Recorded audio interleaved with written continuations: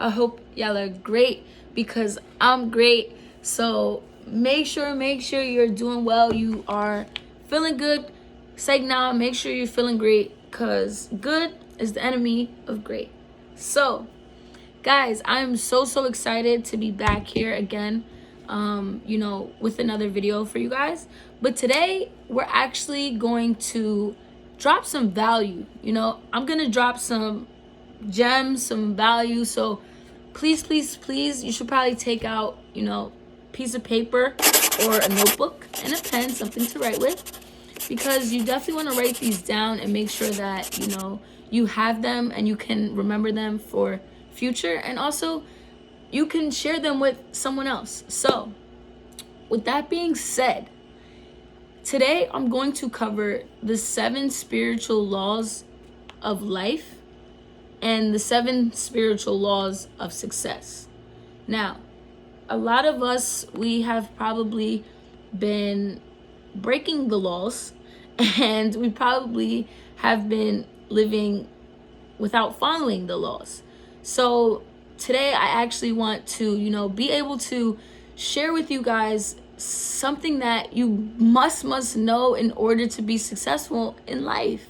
Because if you don't know these things, and if you don't have an, extraordinary talent or a physical gift that you were born with, what are the chances of you actually becoming successful if you don't know the laws that you must abide by in order to be successful?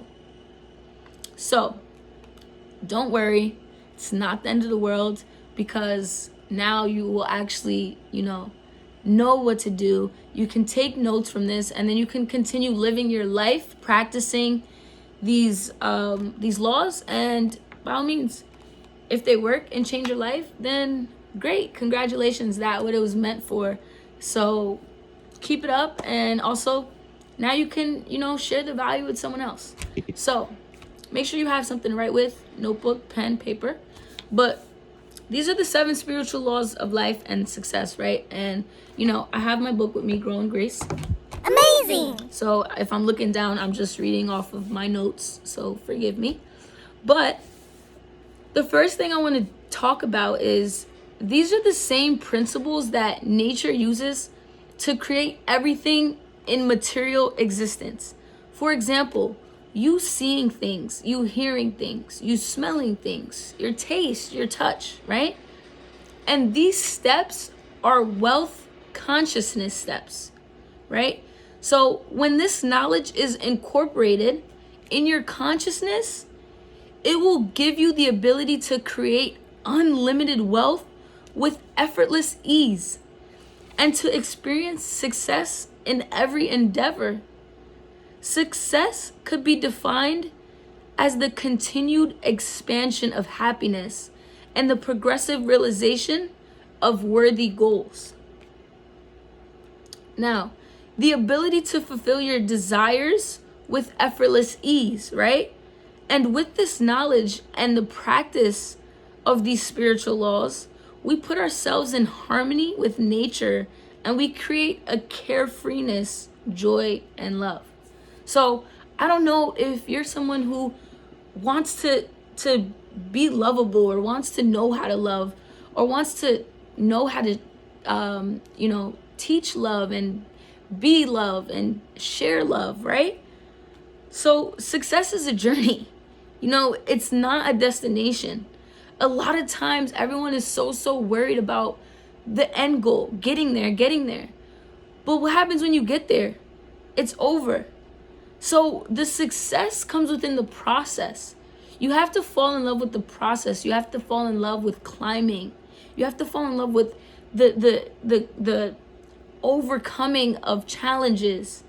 Because without that, first of all, you wouldn't reach your destination.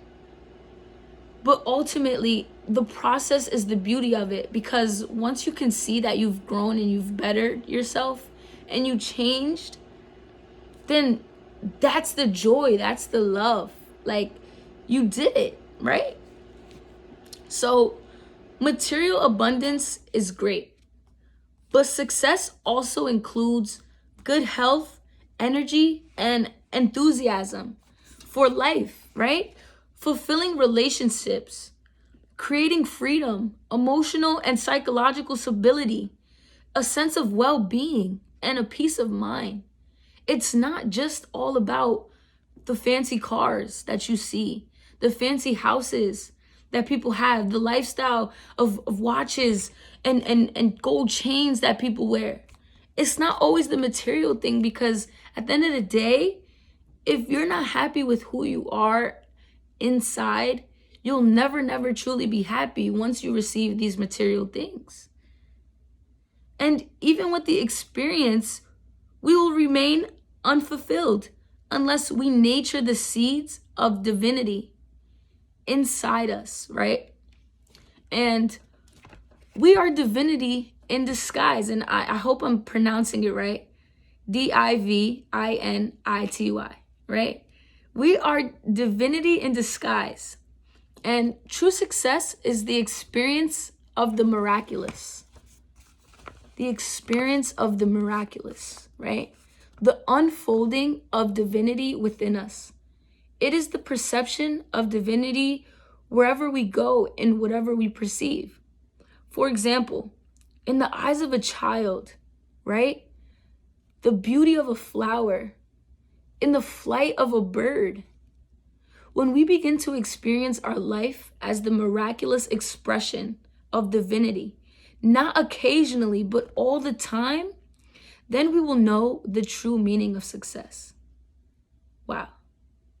So, how I perceive this and how I'm going to translate this is, know who you are and know who you're not, right? And who you are is how God sees you, right? And just like how they said, for an example, in the eyes of a child, for all you guys, parents, mothers, fathers who have little kids, babies, infants, and they're freshly newborn, and they look at you, like, how do you think that child sees you? You're their everything. You're their protector. They don't know anything but you. And they see you as like this person is miraculous. Like, law, the definition of law, and that's another thing that we have to understand, because these are the 7 spiritual laws of success. But if you don't understand what a law means, right? And this is what a law means. It's the process by which the unmanifest becomes the manifest. Example, an observer becomes the observed. The dreamer manifests the dream, and all of creation, everything that exists in the physical world, is the result of the unmanifested transforming itself into manifest.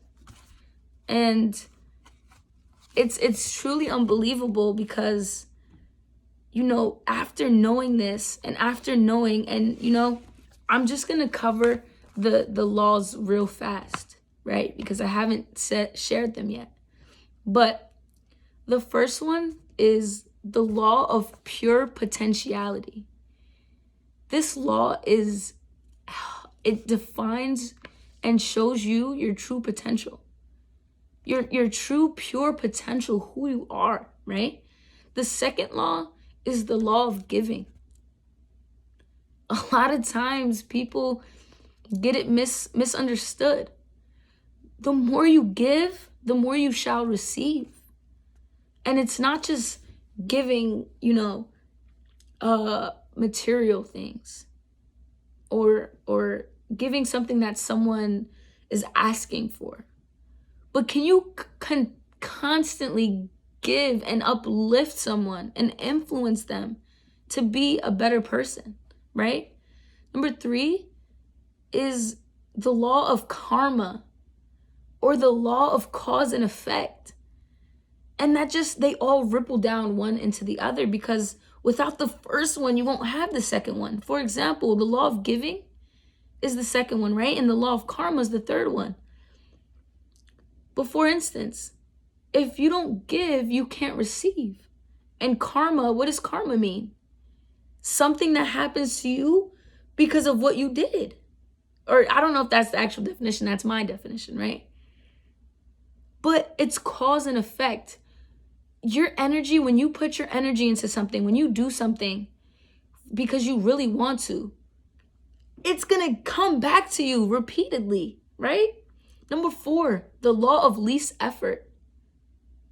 The law of least effort. Figuring out that it doesn't always take 100% of your efforts. It doesn't always take you going 1,000 miles a minute. There's ways to put in the least effort and get the most out of return. Number 5 is the law of intention and the law of desire. If you intentionally, with a purpose, you move with a purpose, you intentionally do what you do because you know that you're going to get rewarded for it. If you desire something, if you have a thought in your mind that you want something, you know what you want, you're desiring it,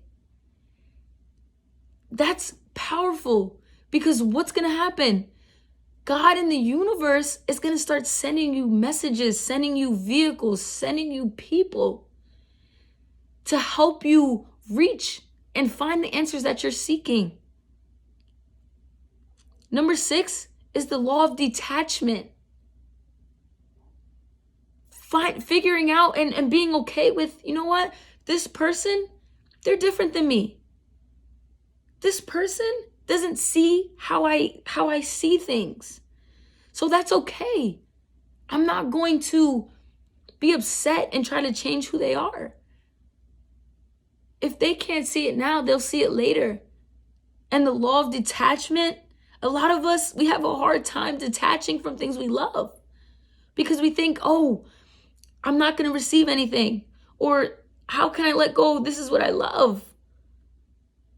But little do you know, you have to give in order to receive. And number 7 is the law of Dharma. D-H-A-R-M-A. Dharma. I hope I'm saying that right. Or the law of purpose in life. And ultimately, guys, each and every one of us has a purpose in this lifetime. We were all called here to do something.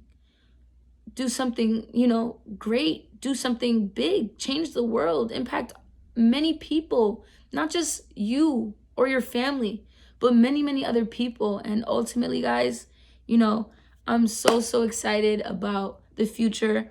And I'm so excited about your future because, these are laws that if you didn't know, if you didn't find out, then the chances of you, actually reaching your full potential and reaching success in life in general is probably slim to none. So I hope this helped you guys. I hope you guys understand and have, questions for me.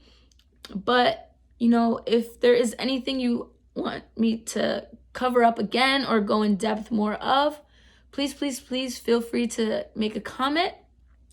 And then we could dive into each one of these rules individually and really, understand them more. So I'm glad that helped you guys. If it did help, I don't know, but thank you so much for watching, and peace. I'm out of here.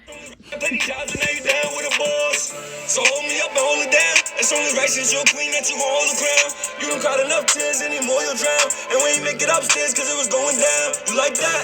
Hell no, I love it. Then we could go half on a baby. I heard they cheap about a dozen. I do anything, make loving. You super bad, they super mad, they done up. Top.